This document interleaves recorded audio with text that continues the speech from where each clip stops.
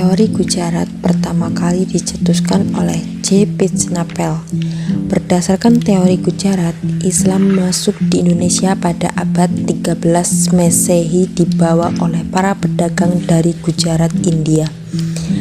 J. Pitznapel berpendapat bahwa orang-orang Arab bermazhab Syafi'i telah bermukim di Gujarat dan Malabar sejak abad 7 Masehi.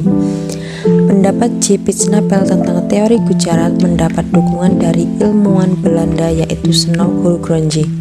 Menurut Snau Hulsgronje, masuknya Islam di Indonesia berasal dari kota-kota di anak benua India seperti Gujarat, Bengali, dan Malabar. Selain Snau Hulsgronje, G. W. J. Drews mendukung teori Gujarat. Dia mengungkapkan bahwa mazhab yang dianut oleh orang-orang Islam di Indonesia dan di Gujarat memiliki kesamaan, yaitu mazhab Syafi'i. J. Pitznapel mempertegas teori Gujarat dengan hasil penelitiannya terhadap temuan batu nisan di kedua wilayah Indonesia dan Gujarat. J. P. Marquette berpendapat bahwa ada persamaan antara batu nisan Sultan Malik As-Saleh dan Maulana Malik Ibrahim. Teori Persia dikemukakan oleh Hossein Djajadiningrat. Menurutnya, Islam yang masuk ke Indonesia berasal dari Persia, dibawa oleh para pedagang Persia pada abad 13 Masehi. Pendapat itu didasarkan pada bukti berikut. A. Kesamaan budaya dan tradisi yang berkembang antara masyarakat Persia dan Indonesia. B. Ajaran Sufi Wahdatul Wujud oleh Syekh Siti Jenar yang berkembang pada zaman penyebaran Wali Sanga di Jawa Tengah memiliki kesamaan dengan ajaran Sufi Al-Halaj dari Iran, Persia.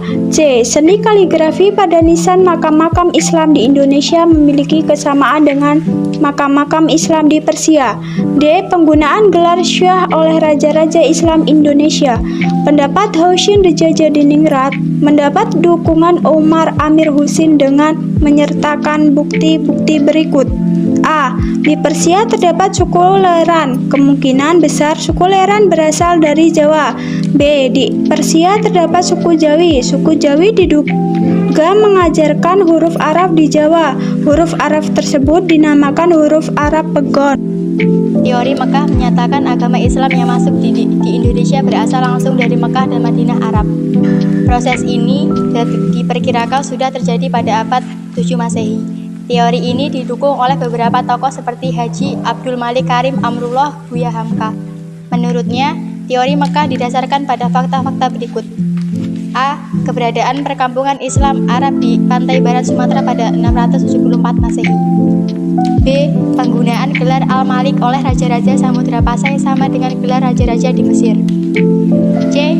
Catatan seorang pengembara dari Maroko bernama Ibnu Batutah yang menjelaskan mayoritas Muslim di Indonesia merupakan pengikut mazhab Syafi'i.